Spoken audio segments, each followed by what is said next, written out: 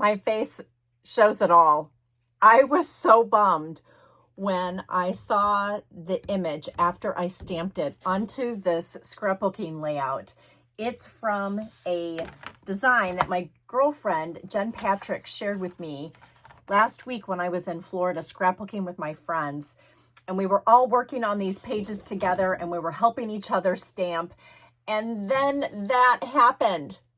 So I am going to drop you down onto my desk and I'm going to show you how we can fix it, because Stampin' Up! Just came out with their new Stampin' Positioner, and I'm going to show you how it works on a scrapbooking layout, as well as small detail images for a scrapbooking layout. It's going to blow your mind. Let's get started. Okay, here is my scrapbooking layout. Here is the brand new Stampin' Up! Stamping Positioner. We are going to turn it around this way so that you can see the pegs on this side as well as the ruler. I'm going to lift this off. This is the one thing that I love about this, is there is no obstruction. So it doesn't matter what side of the cardstock I'm using, because the positioner will work on all four sides. So it doesn't matter what the size of your paper is, which is brilliant. And then I'm going to line this up so you can see this is where the positioner fits. And then you just stamp down. That's it. So we're going to go ahead and take the image that I want from the Boardwalk Fun. It's a brand new set. I haven't even stamped with this one yet because my girlfriends used theirs when we were together in Florida. And so I'm going to line this up directly onto the image, get it positioned exactly where I want it. You can see right through. That's what's so great about photopolymer, so that if you do make mistakes, you can do this exact trick. And then we're going to take the two magnets that come with the positioner and we're going to secure it on each side. And then I'm going to go ahead and turn this around. You can always see what position you want with the Stampin' Up! Sign facing towards you. And we're going to stick it right into these two little placeholders, I guess is what you can say. And then we're going to go ahead and press down to get the stamp onto the platform. And that's going to lift right up, okay? And now we're going to go ahead and take our black ink. Stampin' Up! Doesn't have black ink. They use Memento. I don't want to use Memento for this. I actually want to use my black ink from Close to My Heart because I still have it. It's still a great ink. I'm going to go ahead and just press the ink onto the stamp. I'm going to try and not get ink all over my fingers, which I've already done. I could even just take this, turn it upside down, whoops, as I stick the other stamps to the platform. Let's not do that. This is a really messy ink. So I just want to make sure that I'm getting the image inked up exactly where I want it onto the positioner. And if you do this, you can go ahead and wipe that off with your chamois. I'm going to go ahead and just turn this back around. You're seeing this firsthand, okay? This is the first time I've used this, and I was like, what a perfect example to do than this. So we're just going to get it all inked up exactly where I want it. Okay, I think that's good. I haven't used this yet, so line that up. And let's press.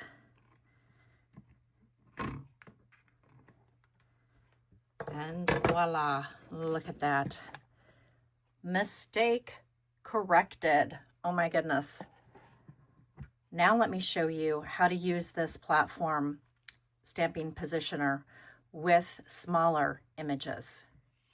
Now I want to show you how you can stamp directly onto these hexagon images. I've got my hexagon punched out.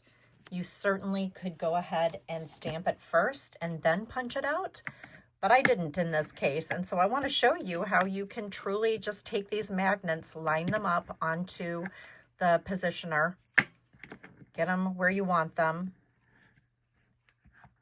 They're pretty strong, so once you get them in place, they're not going to move. And then I'm going to go ahead and take the palm trees from this image, turn them upside down where I want them stamped.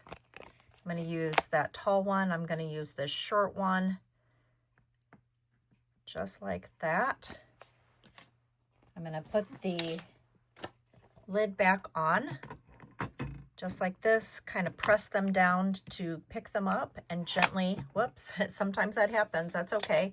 We're going to put it back in place right where we want it, just like that. And I'm going to just kind of lay this.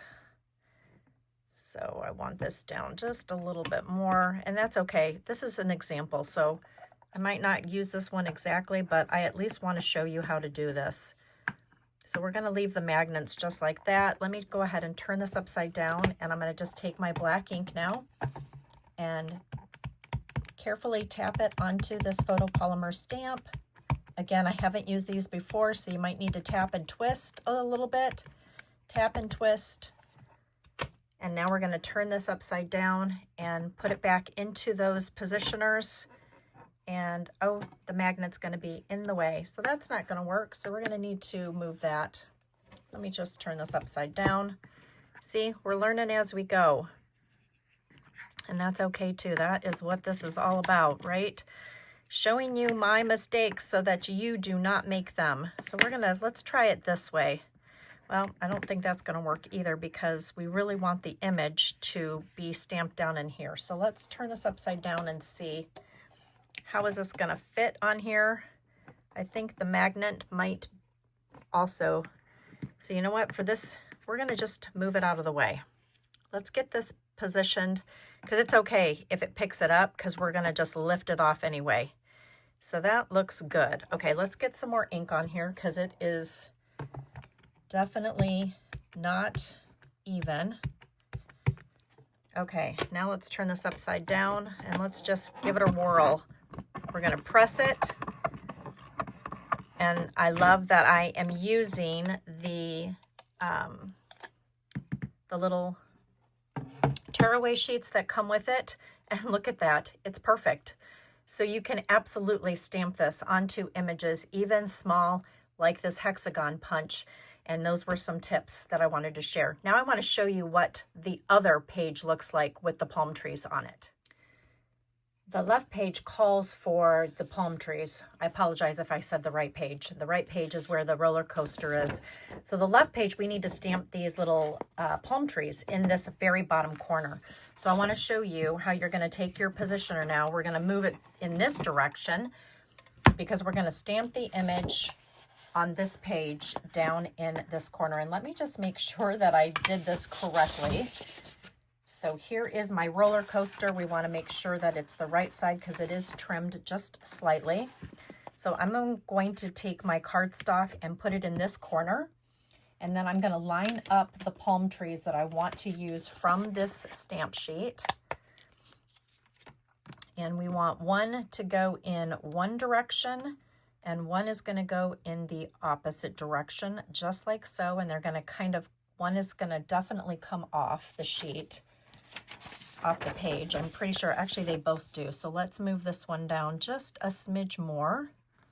And this one's going to get moved down. And you know what I can always do too? This is another great tip. Let's just turn it this way, right? So I can come off the page and the positioner will go in this direction. Okay, so we're going to put our magnets on here. It's really important that you hold this down so that it doesn't move.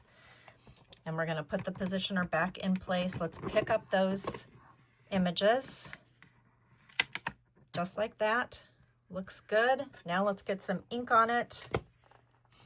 I feel like this, the more I've done this, the better I'm getting at this. And I've only been doing this like 3 or 4 times now. And you guys are seeing me truly as a newbie with using this new thing, to the point where I keep taking the stamp set and sticking it on the other side. Merciful heavens, Holly. Okay, here we go. We're going to press that down. I love the spring over here. You literally just have to press once and you can hear it coming off. Look at that. Okay, now let's try and line it back up again and see if there's a little bit more ink that we could get on there. You know, the longer you hold an image down, the more ink is going to release into the paper. And that is pretty darn beautiful. Look at that. Oh my goodness. Thanks so much for joining me today. Don't forget, all month long in February, when you join Stampin' Up! And my team, this is going to be included in your starter kit for free. It ships for free. Your entire kit ships for free. You get to go shopping and pick out $125 worth of Stampin' Up! Product that you want for $99, and this is also included. I would absolutely love to help you start your crafting journey with Stampin' Up! Drop your comments down below. I'd love to know what questions you have about the Stampin' Positioner. And thanks again for joining me. Have a great rest of your week and happy crafting.